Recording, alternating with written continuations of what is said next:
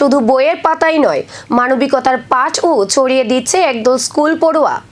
এসএমএতে আক্রান্ত ছোট্ট মানুশ্রী চৌধুরী চিকিৎসার জন্য বাড়ি বাড়ি গিয়ে আর্থিক সহায়তা সংগ্রহ করছে কামালঘাট উচ্চ মাধ্যমিক বিদ্যালয়ের 10ম শ্রেণীর কয়েকজন ছাত্রছাত্রী। মানুশ্রীর চিকিৎসার জন্য প্রয়োজন প্রায় 18 কোটি টাকা।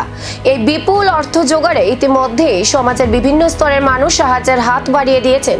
সামাজিক যোগাযোগ মাধ্যমে মানুশ্রীর অসুস্থতার খবর জানার পর একটি প্রাইভেট টিউশন সেন্টারের উদ্যোগে এই মানবিক অভিযানে সামিল হয় শিক্ষার্থীরা।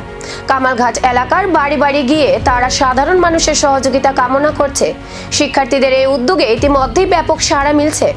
স্থানীয় বাসিন্দারা জানান, পড়াশোনার পাশাপাশি সমাজের প্রতি দায়িত্ববোধ গড়ে তোলার এমন শিক্ষা সত্যি প্রশংসনীয়। শিক্ষার্থীদের আহ্বান, আমরা মানুষের জন্য পথে নেমেছি। আমাদের মতো আরও মানুষ এগিয়ে এলে ছোট ছোট সহযোগিতায় হয়তো ফিরিয়ে দিতে পারে একটি শিশুর হাসি ও নতুন জীবন। কয়েকজন স্কুল পড়ুয়ার এই মানবিক উদ্যোগ কি মানুষের জীবনের লড়াইয়ে নতুন আশার আলো জ্বালাতে পারবে? সেই উত্তর লুকিয়ে রয়েছে সমাজে প্রতিটি মানুষের সহযোগিতার হাত বাড়িয়ে দেওয়ার মধ্যেই।